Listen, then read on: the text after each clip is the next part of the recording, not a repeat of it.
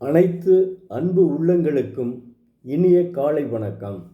இன்று ஒரு குறள். அதிகாரம் 20, பயனில சொல்லாமை. குறள் எண் 194. நயன்சாரா நன்மையின் நீக்கும் பயன்சாரா பண்பில் சொல் பல்லாரகத்து. அதாவது தெய்வப்புலவர் திருவள்ளுவர், பயனோடு படாத பண்புகள் சொற்களை ஒருவன் பலரிடை சொல்லுமாயின் அவை நீதியோடு படவாய் அவனை நற்குணங்களில் நீக்கும் என்கிறார்.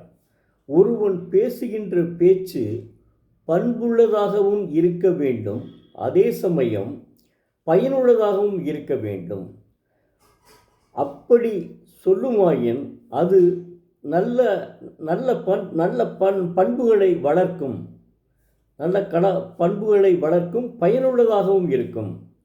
அதை விடுத்து பண்பு இல்லாத சொற்களையும் பயனில்லாத சொற்களையும் ஒருவன் பேசுமாயின், ஒரு கூட்டத்திலே பேசுமாயின், அது அவனை அறத்தினின்றும் விலகி நன்மையினின்றும் விலகி அவனை நீக்கப்படும் என்கிறார்.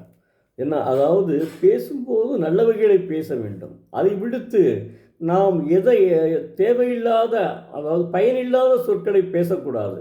அதைத்தான் அவர் மறுபடியும் வலியுறுத்துகிறார். ஒவ்வொரு குறளிலும் ஒவ்வொரு விதமாக வலியுறுத்துகிறார். மாணவ செல்வங்களே, உங்களைத்தான் கேட்டுக்கொள்கிறேன், தினந்தோறும் ஒரு குறளை படியுங்கள், அதன்படி நடங்கள். உங்கள் வாழ்க்கையில் நீங்கள் நல்லதையே, நீங்கள் என்ன எண்ணுகிறீர்களோ அதை அடைவீர்கள். அதாவது உங்கள் செய்தித்தாள்களில் தினந்தோறும் படிக்கும்போது மாணவர்களுக்குள்ளேயே சண்டை ஏற்படுகிறது என்று சொல்கிறார்கள். ஒருவன் அவனை அடித்து விட்டான் என்று சொல்கிறார் இவனை. அப்போ அந்த ஆசிரியை என்ன செய்து கொண்டிருக்கிறார்? அந்த சமயத்தில் அந்த ஆசிரியையும் இந்த நேரத்தில் அவர்கள் தகுந்த ஏற்பாடு செய்ய வேண்டும். ஒரு அவன் நடத்துகிறதையே பார்த்துட்டு இருக்கக்கூடாது, மாணவர்கள் என்ன செய்ய வேண்டும் என்பதையும் பார்க்க வேண்டும். அப்படி இருந்தால்தான் அவர்களுக்குள்ள செய்தித்தாள்களை பார்க்கும்போது தெரிகிறதுங்க. ஒருவன் அவனை அடித்து விட்டான்னு சொல்கிறான், இவன் இன்னொருத்தன் அவனை அடித்து விட்டான்னு சொல்கிறான். இது பெரிய ஒரு அங்கேயே அவங்க படிக்கும் பள்ளிக்கே கெட்ட பெயர். அப்போ அதை அந்த கரஸ்பாண்டன்ட் வாரம் ஒரு முறையாவது கூடி அவர்களை திருத்த வேண்டும். அதனால் மாணவ செல்வங்கள் தயவுசெய்து தங்களுக்குள் எந்த விதமான சண்டையும் இல்லாமல் அன்போடு பழக வேண்டும். அப்படி இருந்தால்தான் உங்கள் வாழ்க்கை வளம் வரும். கிட்டத்தட்ட இதெல்லாம் அந்த ஐந்தாம் வகுப்பு மாணவர்களுக்கு உரிய இதை சொல்ல தேவையில்லை. 6ஆம் வகுப்பிலிருந்து நீங்கள் தெரிந்து கொள்ள வேண்டும். 5ஆம் வகுப்புள்ளவர்கள் ஆசிரியர் பார்த்துக்கொள்வாங்க. அவனை பார்க்க எப்படி இருக்கணும். இப்போ நானே இளையான்குடி கல்லூரியில், இளையான்குடி டாக்டர் ஜாகிர் ஹுசேன் கல்லூரியிலே படிக்கும்போது காமர்ஸ் ப்ரொஃபஸர் பேராசிரியர் ஜமாலுதீன் பொள்ளாச்சியிலிருந்து வந்தவர். அவர் என்ன செய்வார்னா, நடத்திக்கிட்டு இருக்கையிலேயே ஜேர்னல் நடத்திட்டு இருப்பார். நடத்திக்கிட்டு இருக்கையிலே என்ன செய்வார், ஒவ்வொருத்தையும் கண்காணிச்சுட்டே இருப்பார். ஏன் கண்காணிக்கிறார் என்றால், ஏதாவது மாறுபாடு அவங்க வேறு மாதிரி சன்னலை பார்த்துட்டாலோ, வேறு எங்கேயும் பார்த்துட்டாலோ, அவங்களுக்குள்ளே எதுவும் பேசிட்டாலோ உடனே அவனை எந்திரிக்க சொல்லிடுவார். ஏன்னா கல்லூரி ஆரம்பித்த 2வது வருடம்.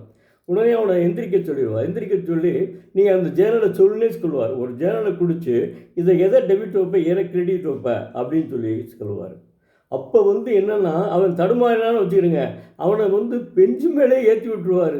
இது எலிமெண்ட்ரி ஸ்கூலில் நடந்தது மாதிரி அங்கே நடந்துச்சு. காரணம், ஆரம்பித்து 2வது வருடம்.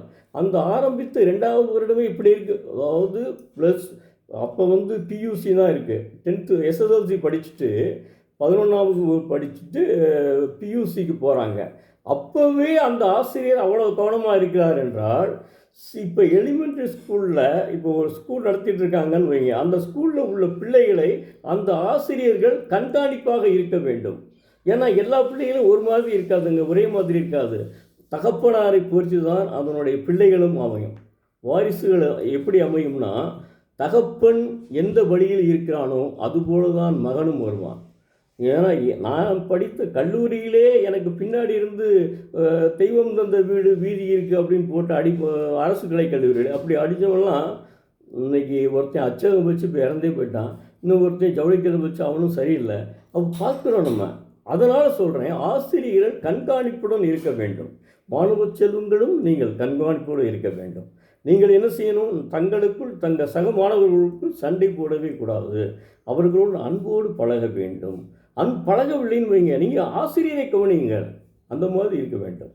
நன்றி. நாளை மீண்டும் ஒரு குறளை பார்ப்போம்.